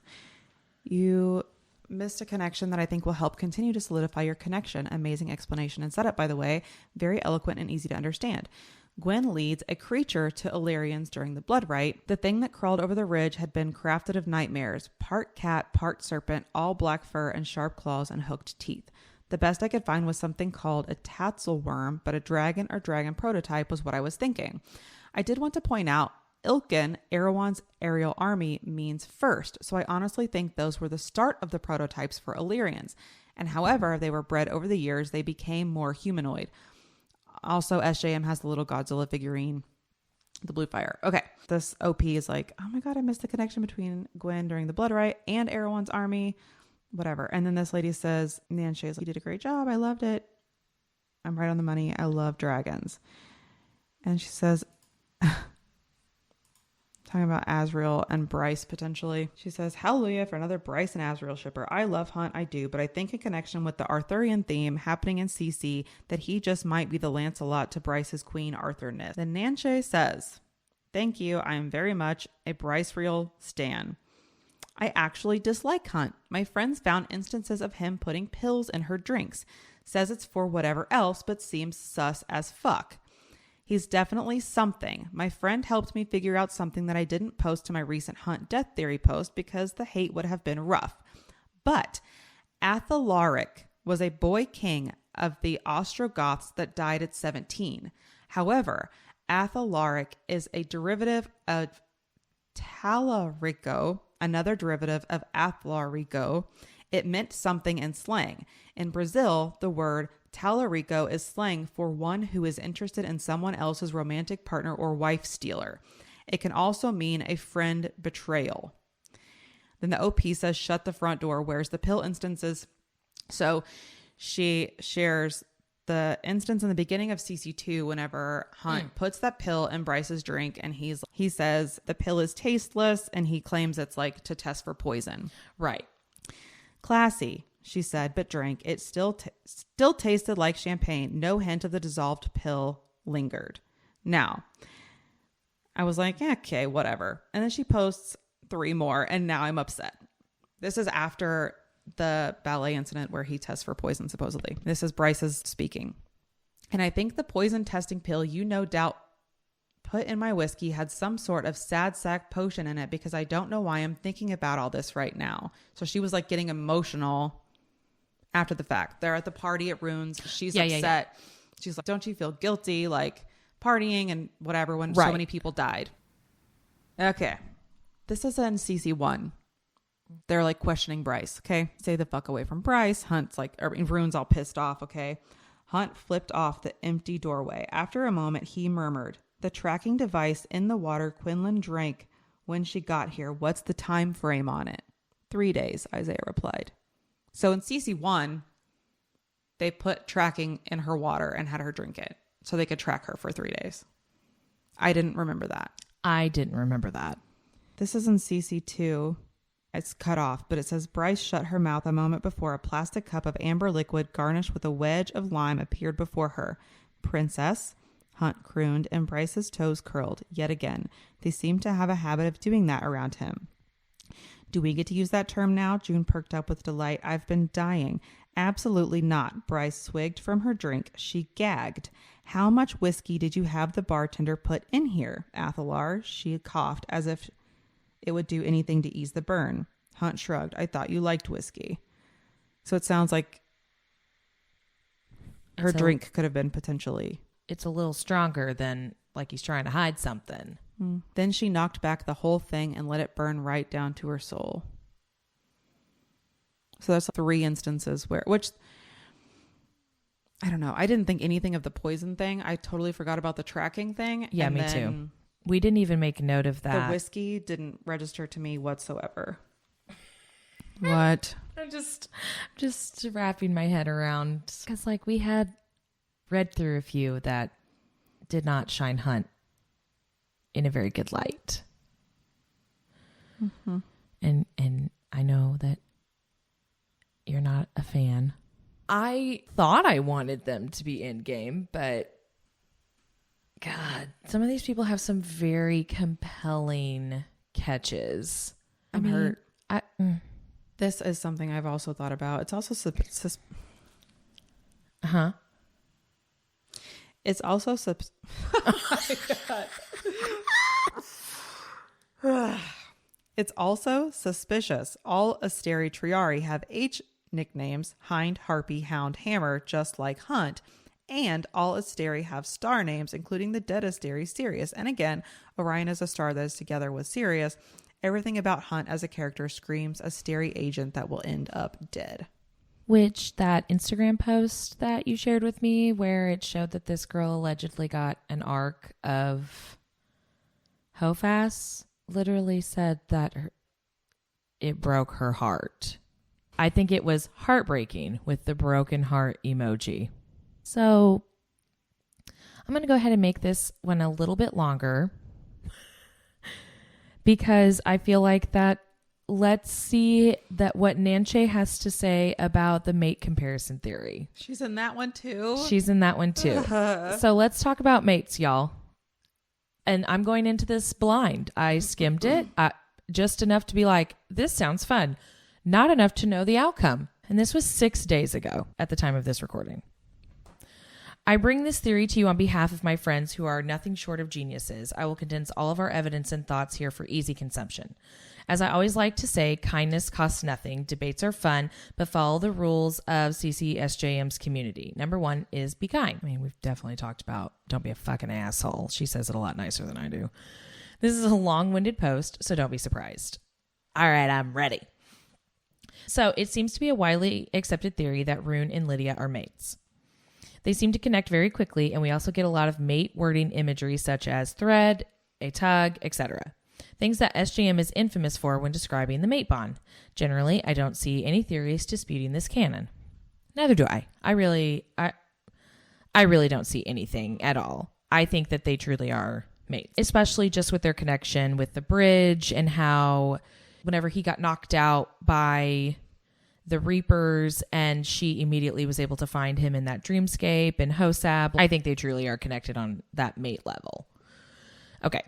So we tend to hear some arguments for other theories about the mate bonds in the different worlds that Midgard must be different, i.e. magic is different on Midgard. Mates wouldn't present the same as they do in Prythian or Aurelia. Yet we see here that Rune pictures a thread when connected with her for the first time. And then Lydia is able to tell Rune is in danger when the Reapers snatched him. Oh, look at me. I didn't even... Me and Nanche being on the same page here. Lydia was capable of sensing danger for Rune even when they didn't really know each other or have feelings. And then it's imagined a thread running from it down along this mental bridge out toward another end. And then it's, I have no idea what happened to you or how I found your mind. I simply felt. I don't know what I felt, but the bridge was suddenly there. I think you're in grave danger wherever you are. And that was Lydia to Rune whenever he was knocked out by the Reaper. In Rune's POV, we don't ever hear him say that she is his mate, though from the way SJM describes it, it seems like it will happen in one of the next books, assumedly. Can we all agree on how dumb but sweet like a toddler Rune is? It's probably why SJM calls him Little Baby Rune. He just hasn't picked up on it yet. It's okay. He'll get there. We also find out that Danica and Baxian are mates, and they want to keep it hidden and want to find a world where they could be in it. There's also a little weird tidbit of information about the fact that Sabine and Mordok had Danica and didn't want anyone to find out. Coupled with what Regalia says about how Danica should not have the powers she does, weird thing to say, but okay. So we then see that Rune says in his POV that based on their sense mingling, Bryce and Hunt must be mates. However, we see that the Autumn King keeps asking about have Bryce and Hunt consummated because her scent hasn't changed.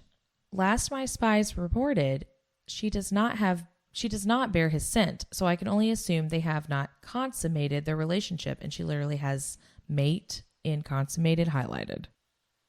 Foreshadowing, maybe, question mark. We see with Bryce and Hunt that Bryce cannot sense when Hunt is in danger, nor can she feel his pain, even after choosing to say they are mates. They do not that I have found, mention a thread or internal gut tug towards each other the same way other mates have in the series.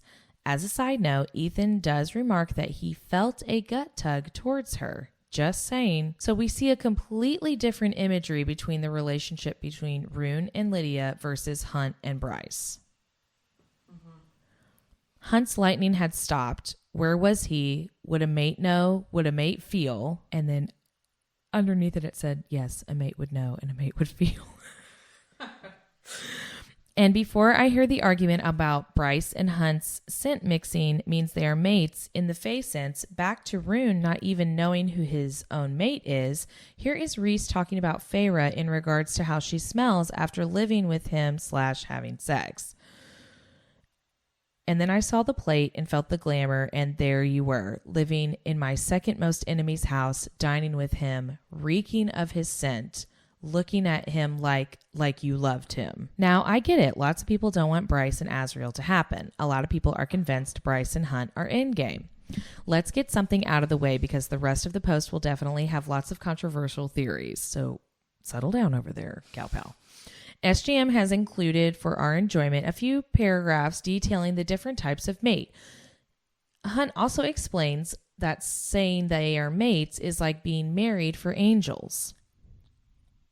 So what other sense is there? Yeah, the wolf sense. There are several definitions of the term mate, though Bryce supposed that to Ethan, to a shifter, only one mattered, one's true lover predestined by Erd. The Fae had a similar concept. A mate was a bond deeper than marriage and beyond an individual's control. The angels, she knew, used the term far more lightly. For the Malachim, it was akin to a marriage, and matings could be arranged, like breeding animals in a zoo. And then here we have Hunt explaining his thoughts on mates. He recognizes that Fae have a soul magic bond. Instead, they call life partners mates instead of husband or wife. Angels have mates, not as soul magic-y as the Fae, but we call life partners mates in lieu of husbands or wives. Okay, cool. So maybe that means they just see each other as their spouse, right? Maybe another time, Hunt lifted her foot to his mouth, pressing a kiss to the instep. So we're like, married. Are we? She held out a hand before her, studying her splayed fingers. I don't see a ring, Athalar. Nope, Bryce shuts it down. Hunt goes on to say, I'll get you a ring. How romantic? Not really. He doesn't even ask her to marry him. Well, she's really hammering down on that. SJM refuses to explain what kind of mates they are before she says they are mates. And then her body language indicates she starts lying or giving a half-truth, including looking down, fidgeting, wildly gesticulating with her hands. I was like, gesturing, but gesticulating? I don't know. Wildly gesturing with her hands. These are all signs of covering something up, all easy to Google if you don't have the training to detect lies. Her website also says she does not ever confirm endgame. In fact, the same interview, she also throws out there if both of them make it until the end. And it's literally the Christina Lauren interview. So Christina Lauren asks, is Hunt really Bryce's mates? Like, really, really?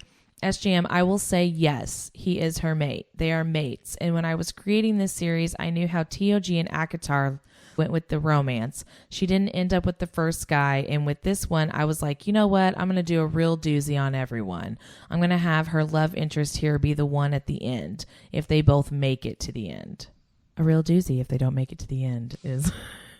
She also lied beautifully about how much she loved writing Tamlin scenes, and her husband said he was Team Tamlin. I was literally about to bring that up. Like, she lied on the book tour of Akatar, so it wouldn't give Akamath away. Yeah.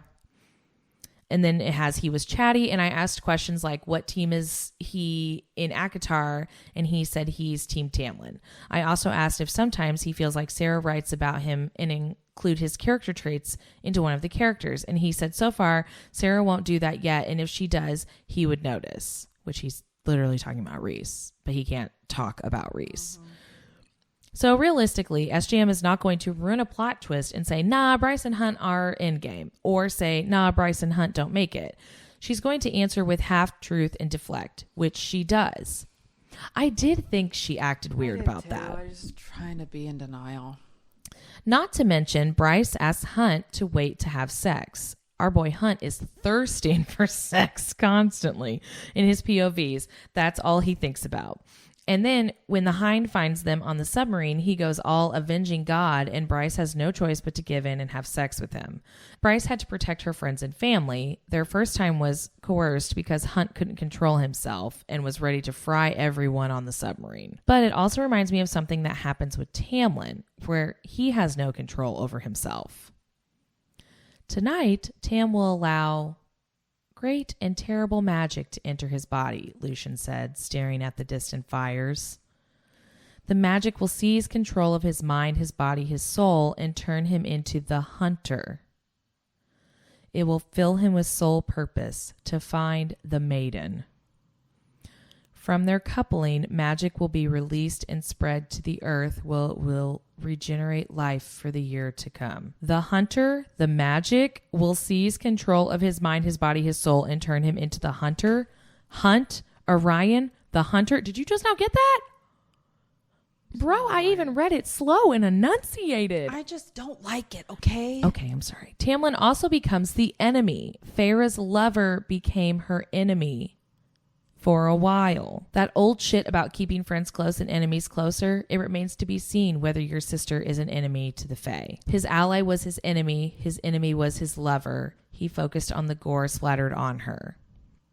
Lydia had so much blood on her hands that there would never be any washing it away. Bryce knew no one was coming to save them, knew it was likely her fault. She could barely stand to feel Hunt's fingers against her as they walked down the long crystal hallway. Hunt reached for Bryce's fingers, but she stepped forward, lifted her chin in the defiant. We see this excerpt from Rune and the Autumn King talking about how Hunt is the enemy. And depending on what Bryce does, she may become the enemy to the Fae. We again see any enemy imagery when Rune and Lydia that immediately segues into Bryce not being able to stand Hunt's touch. This is after she reads about Dust Truth and Project Thur. Oh, and when Lydia whispers something in her ear. Bryce doesn't touch him again until Regilius lets them say goodbye. And what's that saying? Keep your enemies closer. I theorize Bryce found out something about Hunt and it doesn't paint him prettily. And then some Hunt as a villain theory and then another one. We don't have time for those. Time to get back to the point I'm trying to make thoroughly. It is canon that Bryce and Azriel are now connected by a 15,000-year prophecy. When knife and sword are reunited, so shall our people be. It's literally carved above the Fae Archives entrance. Star Sword Gwydion belongs to the female heir of Thea, so that means it is Bryce's, not Rune's. Rune gives it to her and says, long live the queen. Then we also see people say, well, maybe Truth Teller isn't Azriel's, except it has Illyrian runes on it. It doesn't call to Rhys or Cassian. It isn't theirs. And neither one of them ever try to, claim it otherwise. Canonically, this is Azriel's knife. Yes, Elaine used it to stab Hybern, but then Nesta uses it to fully kill Hybern. A lot of theories say, well, maybe it's runes then. It isn't. The knife flares to life when it is in Azriel's hands next to Gwydion's Star Sword. The knife is Azriel's. We hear, oh, well, he dropped it or it never glowed before, so it must not be his. Rune tells us that the Star Sword itself has no power unless it is reunited with the knife. So the knife, considerably a smaller, less powerful weapon in comparison to a sword, would also not work entirely unless the sword was reunited with it. Azriel touches the Star Sword and has Truth Teller strapped to his side, and it still doesn't glow. Yes, when Azriel touches the knife, it finally starts to glow. And yes, he drops it. I'm sure you would too if something you had possessed for centuries flares with light in answer to a mythical sword that just fell when an alien fell from the sky. Mm-hmm. It was its twin. The Star Sword began to hum within its sheath, glittering white light leaking from where leather met the dark hilt, the dagger. The male dropped the dagger to the plush carpet. All of them retreated as it flared with dark light, as if in answer to Alpha and Omega. We also see Bryce mentioning that maybe there is a knife out there for her. We received lots of imagery about the sword being part of a pair, or that the sword doesn't work without the knife. Much like Bryce, she is unable to fully use her powers, as if she's being blocked or held back. Yes, Hunt can charge her up, but it doesn't last. And then in House of Earth and Blood, Rune shook his head. The sword doesn't work like that. Aside from being picky about who draws it out, the sword has no power without the knife. The knife, Hunt asked. Rune drew the sword, the metal whining, and laid it on the table between them. Bryce leaned back away from it as a bead of starlight sang down the fuller and sparkled at the tip. Just the tip. House of Sky and Breath. What if there's a knife out there for me, but beyond that, what's Erd playing at? Or is it Luna? What's the end goal? The sword was... Jesus. The sword was part of a pair. Rune said to him a long-bladed knife was forged from the iridium mined from the same meteorite which fell from our old world. The world the Fae had left to travel through the Northern Rift and into Midgard. But we lost the knife eons ago. Even the Fae archives have no record of how it might have been lost, but it seems to have been sometime during the First Wars. And then we know the prophecy. Yet we see good old Autumn King Einar tell Rune to keep the sword away from his sister, as if the man knows something is up with her and the sword. He also goes on to say Bryce is just letting Rune possess it. I'm curious as to why the Autumn King would rather not learn about what comes of her union with the Umbra Mortis. Back to my actual theory. I theorize while Bryce is in Prythian, she will unlock her full potential. Which, I mean, I hope she does. Get it, girl. So now that we have cleared that up... Let's move on to the fact that Bryce was yanked sideways while falling through space and time, which I know you have a lot of feelings about. A lot of feelings about. We have seen a lot of pieces about yanking, tugging when it comes to a mate bond and one mate trying to get the attention of the other. It is then a theory I am happy to present to you. You don't have to be so fucking smug about it, okay? Sorry, Nanche. She's just in her feels. It's real late.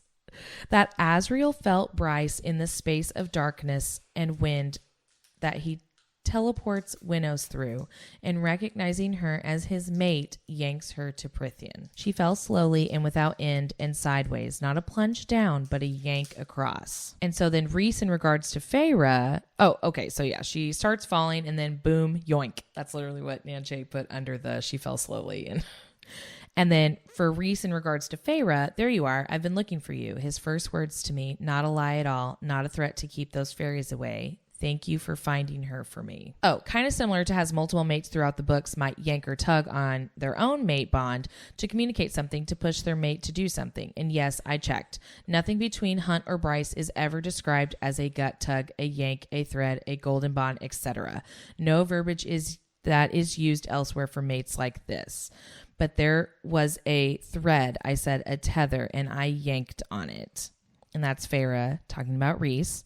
But I grabbed that bond between us and I tugged. I willed you to hold on, to stay with me.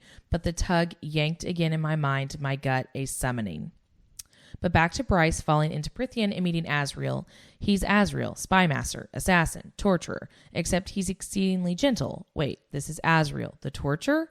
With the alien Covered in someone else's blood, with an ancient sword, falling through wards that shouldn't be able to be broken, speaking a foreign language, we also see a very similar theme that it seems as if Azriel is scenting the blood to make sure she isn't hurt. Much like every mate does, checking to verify they are whole. Instead, he brings Bryce home to meet the family. Noted that the blood covering her was not her own. When the inner circle first meets Bryce, we see some interesting reiterations of other language regarding mates, such as when Amren first meets Bryce, she says something that has Cassian sniffing, much like how Amren sniffed Feyre and realized Feyre was Rhys's mate. That's what I'm literally pulling up the end of Sky and Breath to see what all went down. The dark-haired one turned to the others and said something that had them all angling their heads at Bryce. The swaggering male sniffed, trying to read the scent of the blood on her. But that's what Bryce thinks is happening. Right. She sniffed again, and I'd never felt so laid bare. Surprise lit Amren's eyes. Rhys just nodded, whatever that meant. I was tired already, tired of being assessed and evaluated. And that's from Feyre's point of view. This connects to my other two theories I've posted, Scent Theory and Midgard Theory, and why I'm convinced Azriel is actually Bryce's fated Fae mate. But then we also see Azriel, who often refuses to touch people, touch Bryce 7 times in one chapter. For reference, in Akamath, he touches Feyre 3 times and Mor 4 times in 1,275 pages. He basically touches no one in Akaphas other than his brothers. Now, granted, I haven't taken the time to analyze Akawar or Akasif, but we can all recognize that Azriel is acting different around Bryce. Not to even mention 2 of those times he is holding her hand. Holding her hand. Some assassin and spy master, eh? Okay, sorry.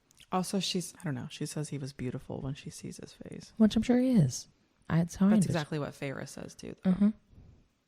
Why didn't he carry her off to torture question her immediately? Sure, he can't speak her language. He could have just had Rhys join him. Why did the inner circle seem to be confused as to why they are all there? As a way to debunk the Elaine has a vision theory. Why was Azriel there so fast, faster than winnowing, almost as if he was already there? Could that mean he knows they are mates? That's what I believe, says Nanche. Could it be something else? We don't know. Sure, it's anyone's guess. We do not get any information about Bryce's star, Azriel's shadows, Azriel scenting her, Azriel's reaction to her speaking in the old language. All curious things for SJM to omit. All right, there it is. Most controversial theory post. Please try not to enjoy yourselves too much while downvoting. Truly, that's not good retiquette. And then it says, disclaimer, not all of these thoughts and ideas were found created by me, Nanche. Some were a small percentage, but my friends contributed so much to this theory. So while I am writing all of these into one post to post it, the credit belongs to them, and I have received their permission to post. Please direct all hate towards me and leave my friends alone. And she has not named those friends, so unfortunately I can't give them any credit. And then 6 days ago, our girl, Emmy, commented, I love this so much. You also bring up a point that often isn't mentioned here. Azriel's shadows appear to be completely absent when he meets Bryce. Bryce doesn't mention them once, despite always noticing Cormac and Rune's shadows. Interestingly, if you look at SJM's old, now deleted Pinterest board, she had multiple romantic images tagged as Azriel and Mor. Given that, plus the mate language used in Akamath, it's widely accepted in the fandom that SGM originally intended to make Azriel and Mor endgame mates, before retconning this and switching things up in Akawar. But if we go with that train of thought that Az and Mor were originally endgame, and the proof of this is Akamath, it's interesting to note that in Akamath, Azriel's shadows always lightened and or disappeared around Mor. For example, yes, Azriel, who kept a step away, whose shadows trailed him and seemed to fade in her presence. It was almost enough to distract me from noticing Azriel as those shadows lightened and his gaze slid over Mor's body. Putting 2 and 2 together, Azriel's shadows seemingly disappeared in Bryce's presence, just as they did for Mor and Akamath. We then also have these connections between Azriel and Mor and Akamath. It's said that Mor's family once ruled the prison island. in the same book, Azriel says this. Azriel just shook his head. I'll go. The prison sentries know me, what I am. Yes, as per Hosab, not only do we have confirmation that the prison island is almost certainly the Dust Court, but it's now heavily intertwined with Bryce's narrative and a key aspect of the Bryce and Azriel theory. 2, it's also speculated that the reason Azriel's knife is called Truth Teller is because Moore has the power of truth, and that was further proof of Az and Moore being endgame. However, now Truth Teller has been heavily connected to Bryce's story, with it being twin to Bryce's sword and part of ancient Fae prophecy. When knife and sword are reunited, so shall our people be. 3, lastly, I'd put forward the argument that Bryce and Moore are very similar characters. I feel like that we've touched on that a little bit. Like maybe just in passing. Either that or we've had side conversations about it. Not only personality wise, they're both listed as ESFP on personality database if anyone's into that. But even physically, they're both described in the exact same way, minus the hair coloring. Here's a comparison photo, one of many, also featuring Azriel, and she's made it so small. Moore wore a gown of pure white, little more than a slip of silk that showed off her generous curves. Indeed, a glance over her shoulder revealed Azriel staring blatantly at the back view of it. Cassian and the stranger already too deep in conversation to notice what had drawn the spy master's attention. For a moment, the ravenous hunger on Azriel's face made my stomach tighten. Bryce Quinlan leaned against the large ironwood desk in the center of the space, her snow-white dress clinging to every generous curve and dip. So it leads me to wonder, did SJM take what she planned with Azriel and Moore instead and switch to Azriel and Bryce? However, people will then tell me that Azriel's already busy with Elaine and Gwen. TOG spoilers, which is exactly what people used to say about Dorian and Kale when Rowan was introduced. Don't look at me like that. But we have to consider all of this from Azriel's POV. A beautiful woman from another world lands at his feet with a sword that's the matching half to his most prized knife. A knife that then starts to glow in answer to her sword, a knife that glows with dark light. Just like Azriel's own shadows, which kind of pairs back again to the conversation about like Narbin being made from something dark. Not necessarily meaning evil, but meaning like shadows and light. That was my connection, I'm going to take credit for that one. To show her sword that glows with a bright white light, just like Bryce's starlight. Wouldn't Azriel think twice about this? Wouldn't you if you were in his shoes? And if this scene had been written about Gwen or Elaine and they had a sword that was matching half to Azriel's knife, wouldn't it be used as very solid evidence that their ship would be endgame? Yeah. I will say that the end of Hosab here, the winged male swept his gaze over her, assessing and wary, noted that the blood covering her was not her own. So like, how does he note that? With his eyeballs? Did he smell her? With his eyeballs, that's what I'm thinking.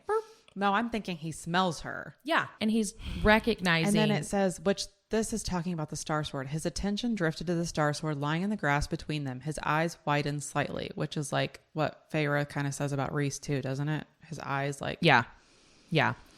He has this reaction of she feels like he's seeing something that she's not. Again, the book is literally called Flame and Shadow. Bryce has the flaming red hair of the Autumn Court. She has the bright light. And then Azriel is literally shadows. I'm just saying. I got nothing else besides that. And I would love if Bryce and Hunt are endgame, but this was a very compelling Azriel Bryce. It was a different take on how that mate process works and comparing it to the others. Because yeah, Lydia and Rune, if we're going to look at the CC books, that's pretty straightforward. Where we literally had to ask in an interview, are Bryce and Hunt mates? And so now you're mad. I'm just a little sad, that's all. I know. Sad, mad? Mad, sad? Sad first, then a little mad? Not at me though, right? No. Okay. I don't think. I don't know. What? It's late and I'll let you sleep on it. So now I'm going to cut you loose. I'm going to let you linger on that. And I mean, I'm really just not going to let you mull over it. I got to rip the Band-Aid off for you. What are you going to do in 24 days at this point? Because we started the record at 25 days and then we're ending it at 24 days. And we're ending it and your girl's got to get up in 4 hours. It's 2 a.m., guys. 2 a.m. and she called me because I'm still awake. I am still awake. I'm sorry. It was very compelling. I went through that blindly with you. I really did not know how that outcome was truly going to happen. What am I supposed to do with my book bow with Bryce and Hunt on it? Well, we only be a bad guy. We only leave with the you can only use it on the first 2 books. You can't use it because I also have that one. That's also why though I don't get any of like the Hunt and Bryce like art or any of that. That's literally the only thing of that I bought for me and you. You still have to use it. I'm just sad as all. I know. I think she's going to do us dirty. Probably. She hasn't really done us too dirty. And she did lie out her ass about Tamlin. And also, Aelin had 2 boyfriends before She's probably Rowan. like, you know what? Everyone always says I won't kill my darlings. Well, look at this. And she's going to execute Hunt. She's like, fuck you guys. I'm not killing Rhys because that's my literal husband. Like a fictional depiction of my husband. I'm not killing him.